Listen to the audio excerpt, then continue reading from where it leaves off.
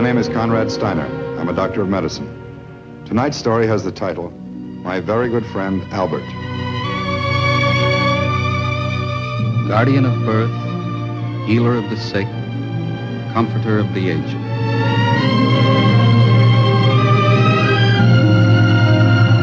To the profession of medicine, to the men and women who labor in its cause, this story is dedicated.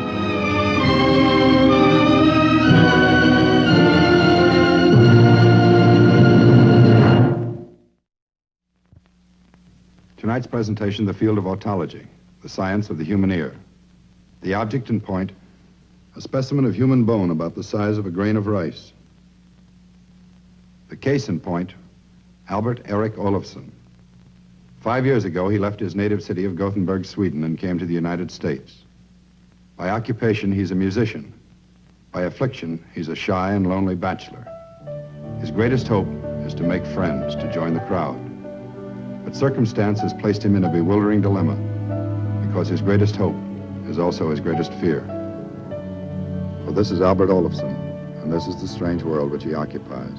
Not a strange world by standards of sight, that much is normal, but a world made strange by sound, distant and muted sound, deadened and smothered, as you hear it now, as Albert hears it.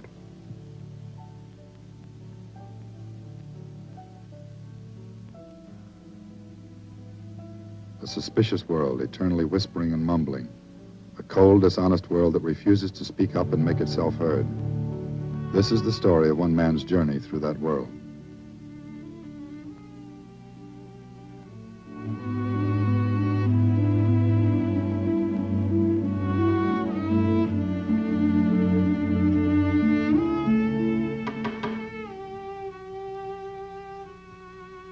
Albert.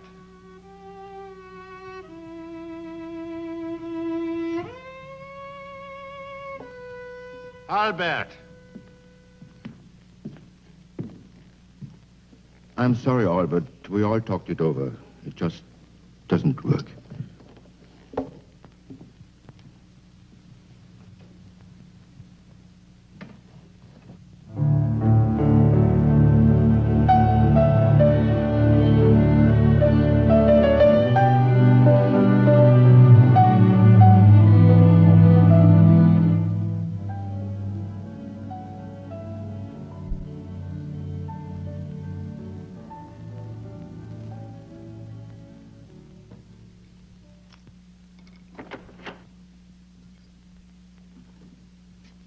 Albert, you're back so soon.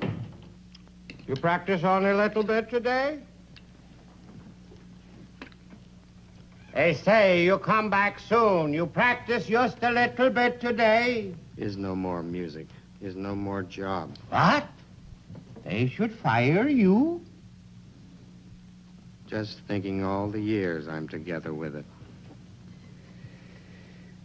Now let's push it aside. Forget it. Put it in corner. Let dust come down over it.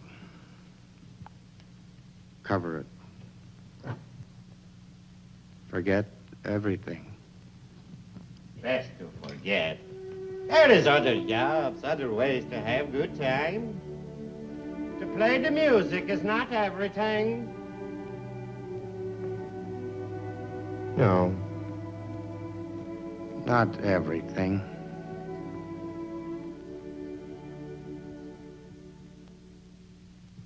Hey, it's good time you need, Albert. Tonight I would go down to the Paradise Park. Me and my good friend, Ella Lisa. You will come with us, yeah? No. But you like the Paradise Park. Always you go there. You say all the loud noise. You like it. So easy to listen. Ella Lisa has a friend to bring for you, Mrs. Stendhal. Very nice, Mrs. Stendhal. No new people. Always they mumble, mumble, mumble. They ask question, they listen wrong, they make stupid answer. Always they laugh, they know. They do not laugh. It's only in your head. You will come with us. Yeah, you and the Mrs. Stendhal. No. Anyway, needs be we go to gymnasium tonight. Our lessons for the U.S. citizenship. Tonight? Tuesday. Class for U.S. citizenship every Tuesday night. All right. Then we go down to the Paradise Park after the lesson in the U.S. citizenship. It's good. So all these things, together with the true American spirit of the populace, the spirit of fair play and free enterprise and liberty and justice for all these have convinced me that Fresno, California is the place to live. We salute you, Fresno, California, the pride of the USA. Just in time. Now remember the assignment for next week, please. The Declaration of Independence and the men who signed it.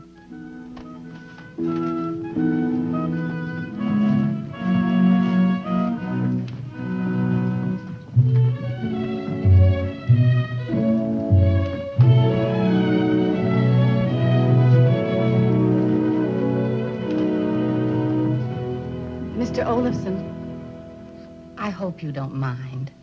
I don't mean to be a busybody, Mr. Olafson, but about your hearing.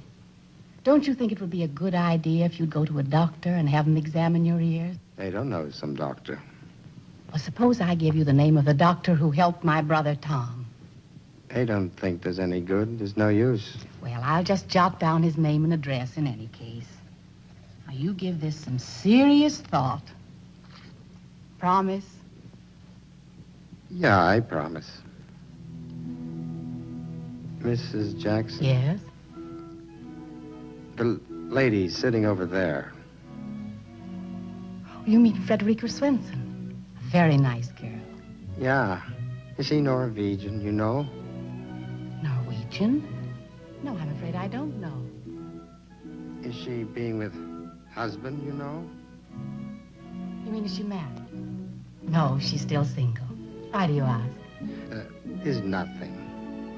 Good night, Mrs. Jackson. Good night, Mr. Olafson.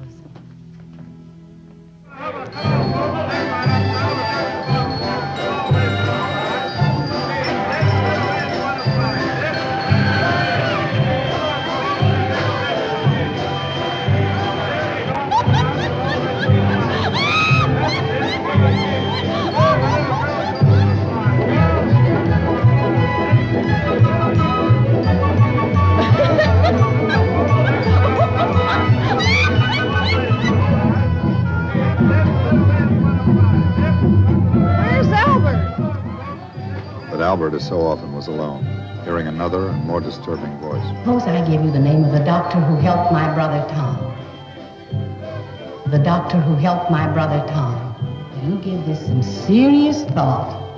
Promise? Some serious thought. Promise? The doctor who helped. The doctor who. The doctor. The doctor. The doctor. Before noon the following day, Albert Olafson is in the office of Dr. Harold Carnes, otologist. In attendance, Nurse Dorothy Cronin. Preliminary examination places emphasis on the teeth and tonsils. Dental caries well filled. Tonsils out. Just step this way, please, Mr. Olafson. Then follows the Weber test.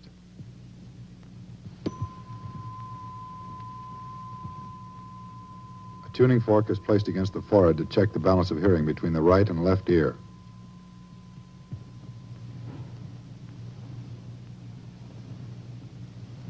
Weber test heard in the midline. The next stage is the audiometric tests. First, a set of earphones is adjusted to the patient's ears, and he is asked to listen carefully. A sample tone is given him like this.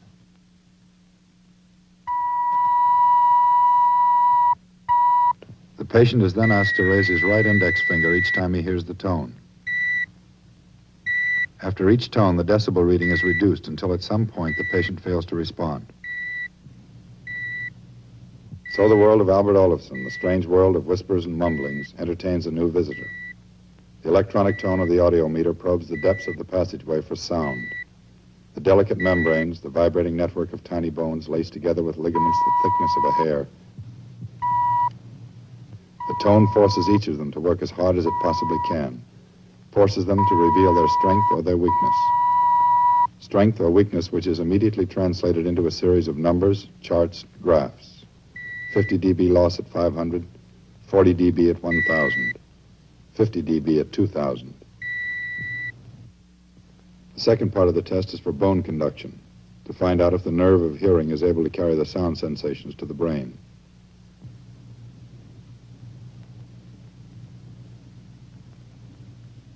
Step by step, the electronic tone probes deep into the cavity of hearing, exploring, charting, measuring. Somewhere in the intricate maze of bone and tissue, the answer lies. The tone keeps searching. In the case of Albert Olofsson, it is clear that he is suffering from otosclerosis, a hardening of the ear. The physician makes a point of explaining this to the patient with the aid of a fairly simple diagram of the human ear. He demonstrates how sound strikes the eardrum, setting up vibrations that are transmitted over the 3 bones of hearing. The third and final bone is called by reason of its shape the stirrup. This is where Albert Olofsson's trouble lies. But a closer look is necessary to make the delicacy of the treatment fully apparent to the patient. Actually, this whole section is very small. It's about the size of a grain of rice, a small grain of rice.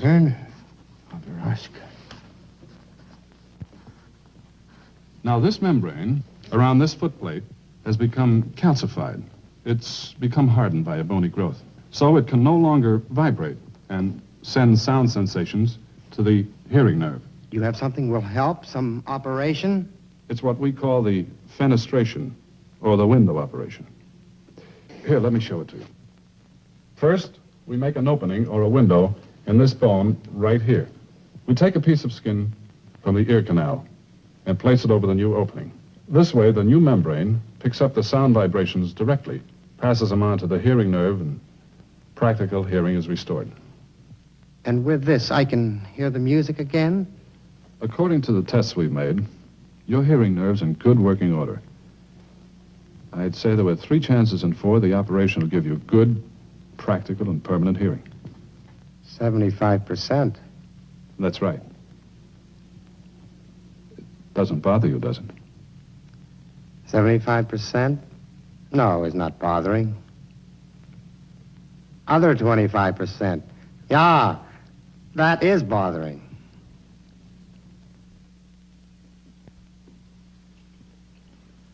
This book from doctor is saying here, operation is a very delicate major surgical procedure. And here, operation is not without risk, you see. Sometimes it's walking across street. That is taking risk, too. Maybe you'll be such smart fella on this one. Says, after operation, maybe you hear good. Then 6 months go by, a new opening in the ear bone maybe closes up. You don't hear anymore. And money? Where is money for operation? Hospital? Rich man, Albert Olofsson. Where is for to paying bills? Before leaving, he tell doctor little money. He says, you want operation, you should have operation.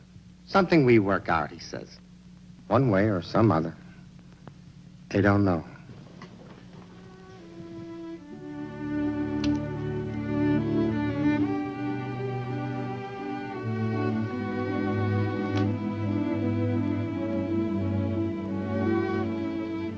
Rich man, Albert.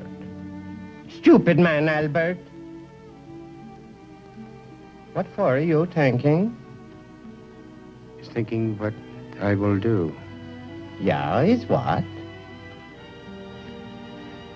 I will have operation.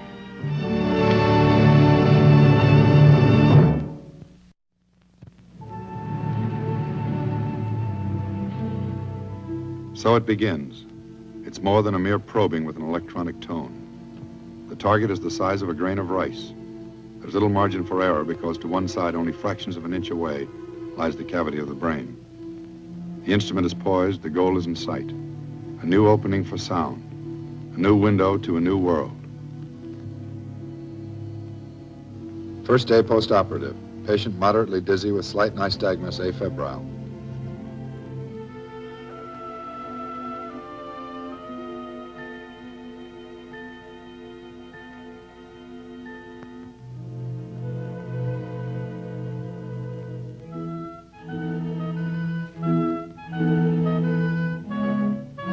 Frederica Svensson. Frederica Svensson.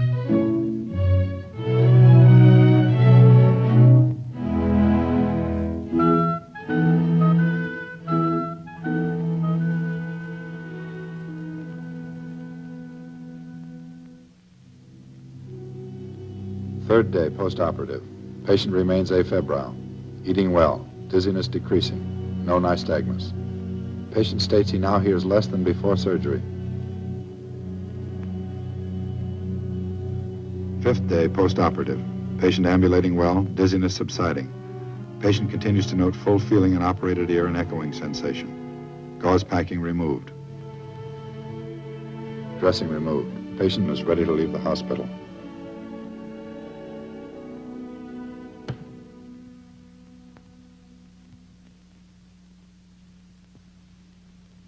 His hearing, the comb.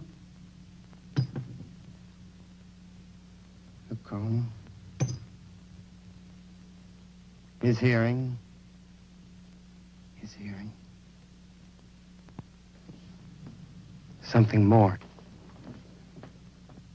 Water. His sound of water. It is water. This is water.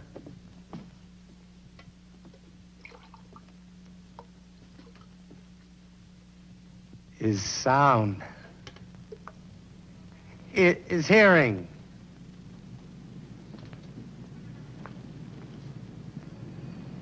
What is that? Is the city.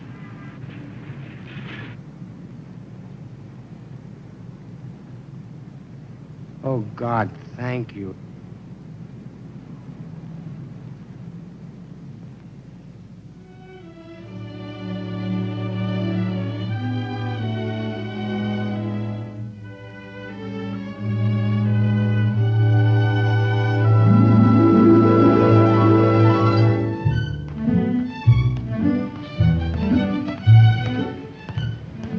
It is a new world for Albert Olofsson.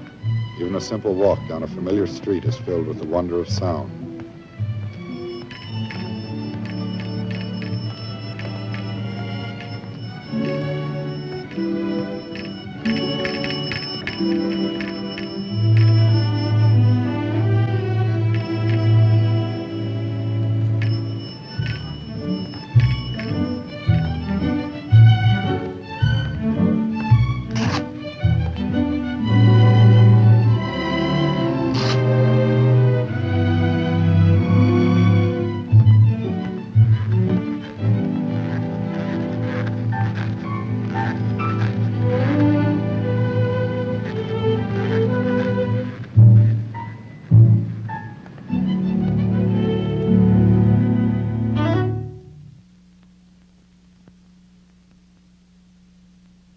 Albert is going crazy, or what? You're saying it again, Gustav. I hear you good. Sounds very good. Talk some more. Maybe 6 months go by. He's talking too loud now. Maybe 6 months you're not hearing so good. You don't talk like now. Yeah, might be so. Just 6 months is not so very bad. Better than nothing.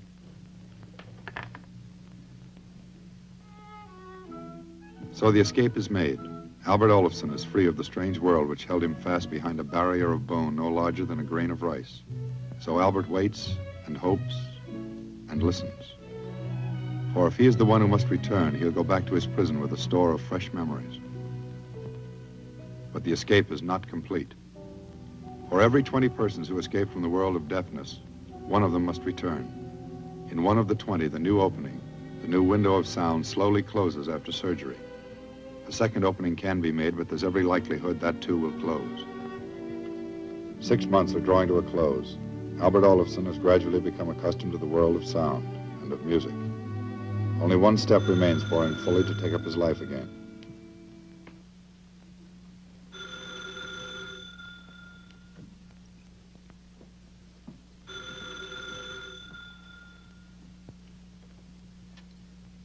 Hello?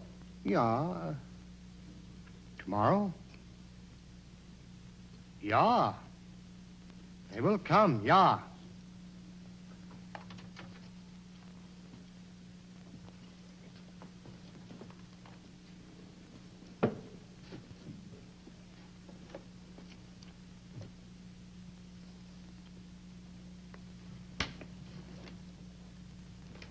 His concert maestro down at Symphony Hall. So? Last week is playing for him. See if maybe chance to get my job back. So is what? Come tomorrow. Rehearsal. Hey, get it back, Gustav. With orchestra. Hey, get my job back.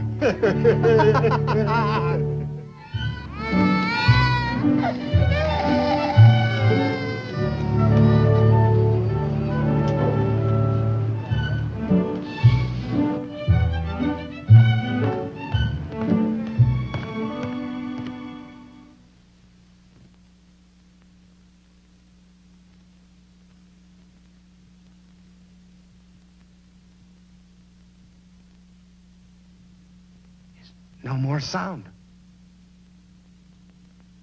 Hey, I'm not hearing.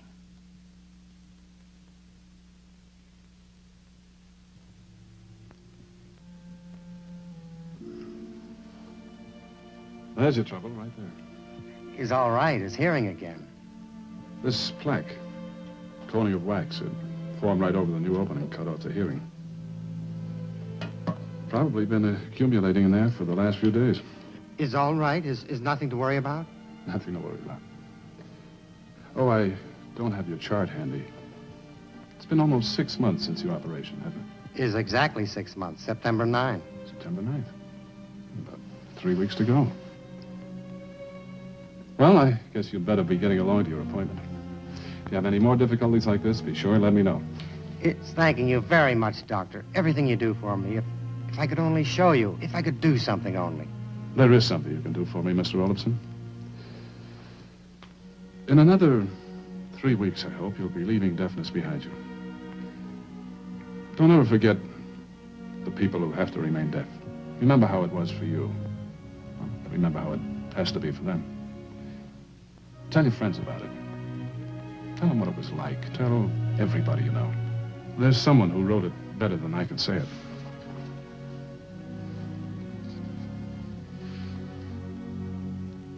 The sense of hearing is a gift. It's a great gift. Those who have it, be thankful. And toward those who haven't, be patient. Tell them you understand. Yeah, I understand.